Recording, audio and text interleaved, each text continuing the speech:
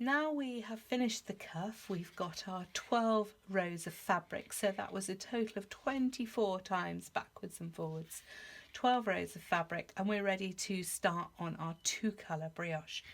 Now at this point you need to decide which is your main colour, which is your contrast colour, and you need to know which is the right side of the fabric. So hopefully you put a little marker in to show you the right side of the fabric. That would obviously make life very quick and simple. Otherwise, it's the side that's facing you after you've done an even number of rows, and that will be the right side of the fabric. Now the contrast colour, if we just pull this out here, the main colour is the colour of the ribs on the right side of the fabric, and that is going to be the colour that we will subsequently use for our twisty turny brioche patterns.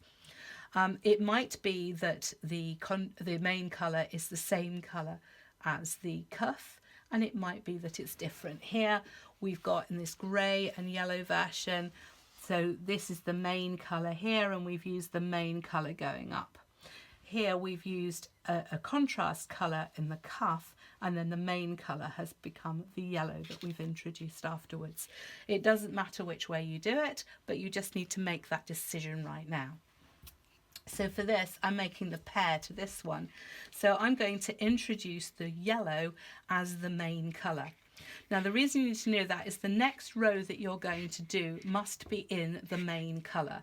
So we've done an even number of backwards and forwards brioche knit rows, and we're now going to start the 2-colour brioche, and the first colour we use will be in the main colour. So if you're going to use the cuff colour, you carry on and do one more row in the main colour, but if, like me, you're going to introduce your main colour now, we're going to start that. So the first instruction is to slip the first stitch, so we're going to do that, and then we need to move the yarn back so that we can knit.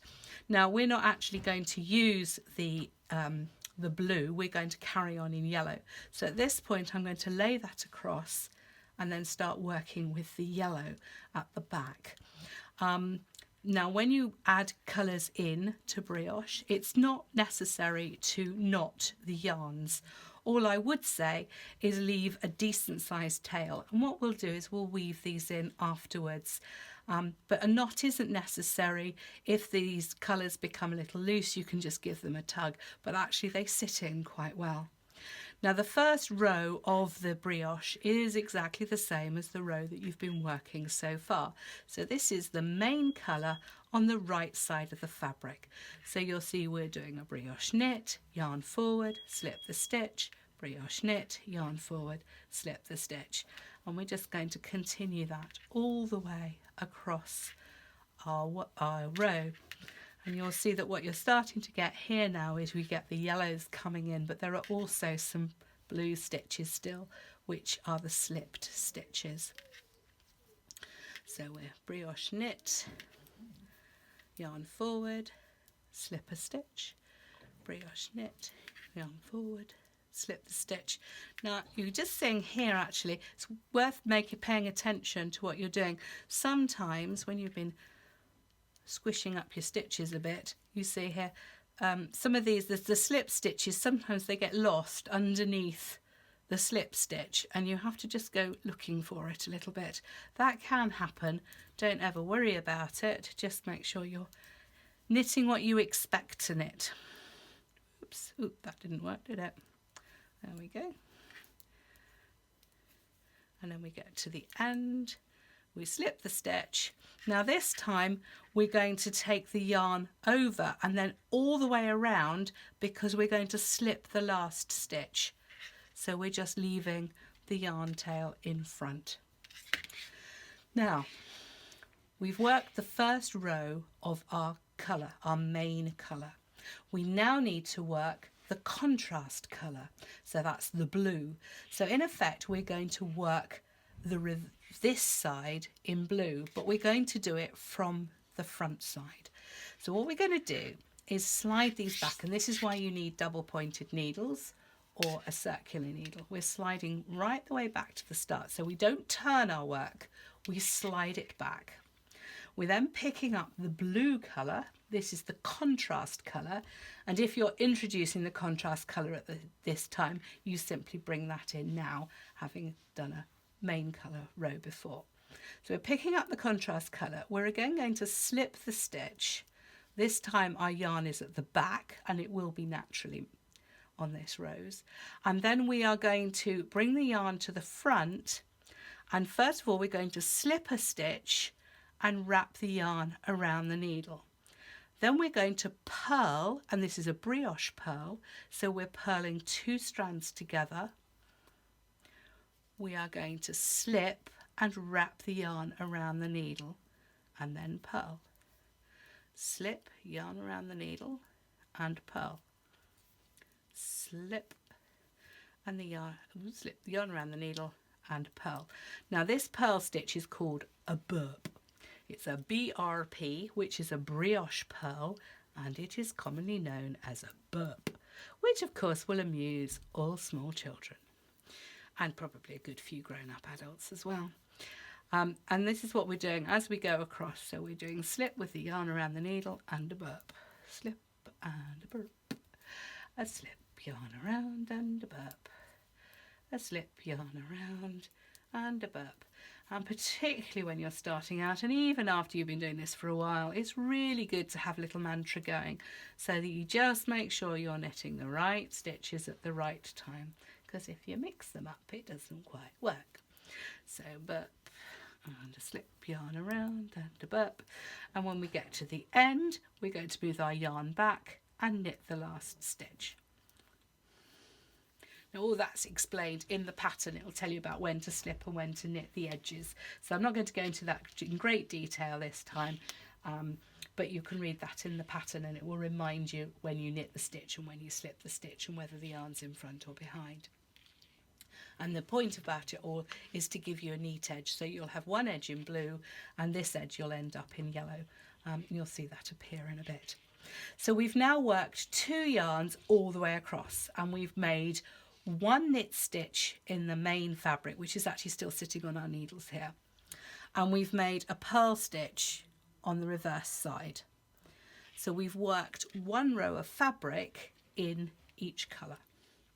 So we're now going to turn our yarn, our work, because our working yarns are on this side, and we're going to work back again. Again, we're going to start with the main colour.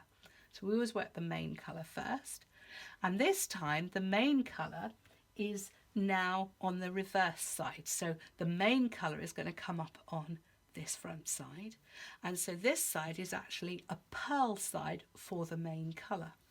So what we're going to do, we'll start out by slipping the stitch, bringing the yarn forward, and this time we're going to wrap the yarn around and burp the main colour. Yarn around and burp.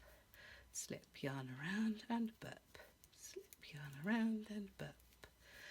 And we're going to work this all the way across. So slip, yarn around and burp. I do apologise if there are noises in the background. We've actually got the chimney sweeping our chimneys today, because it's nearly Christmas here now, and we've got to have the chimneys all swept ready for a nice fire at Christmas, and I don't think he truly understands about knitting videos, so please forgive the noises off. I did ask them not to talk in the corridor, but I don't think they really remembered. There we go. And we're going to slip that last stitch.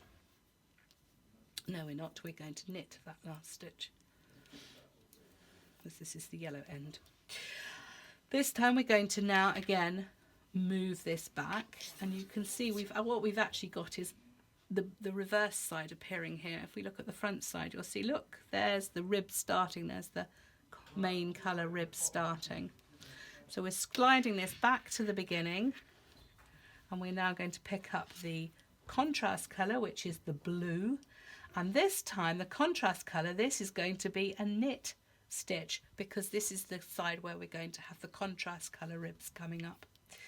So we're going to slip that one and move the yarn to the back, and then we're going to bark and slip and bark, slip, yarn over, bark slip, yarn across, oh, yarn front, that's it, yarn front, slip and bark, yarn front, slip and bark, yarn front, slip and bark, and now we go.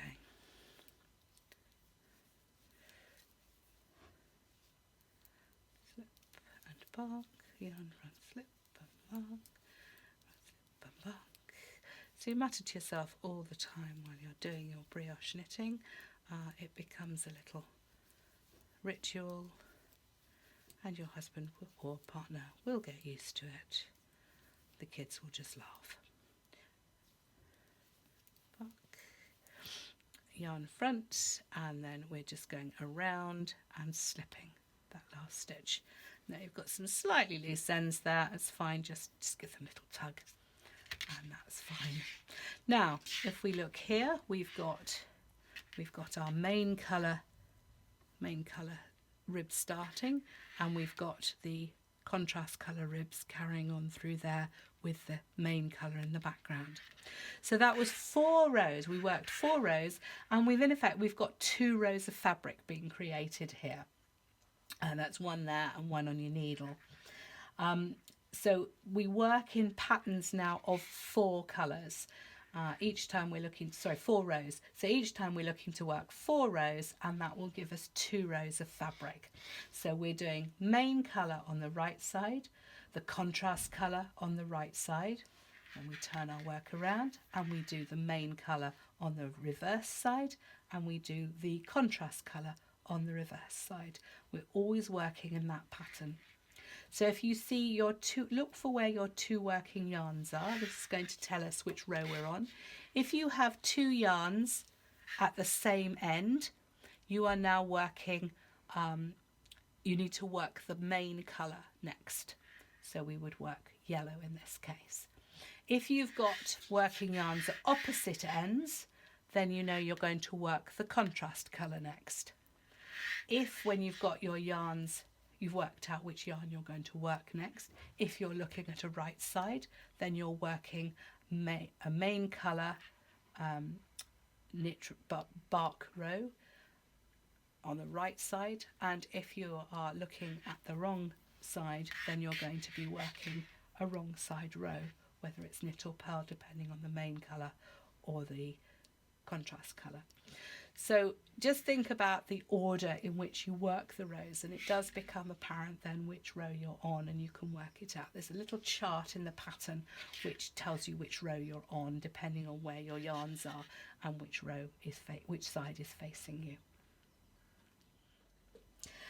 So here we've got several rows of our brioche fabric created in 2 colours, and we're working 4 rows at a time, so there and back there, and along on the front, and 2 rows on the back, and each time that creates for us 2 rows of fabric. So we should always see an even number of rows of main colour rib here when we've got back to the starting point. So we know we're back at the starting point. We're looking at the facing row, and we've got our 2 tails. That's the dog scratching.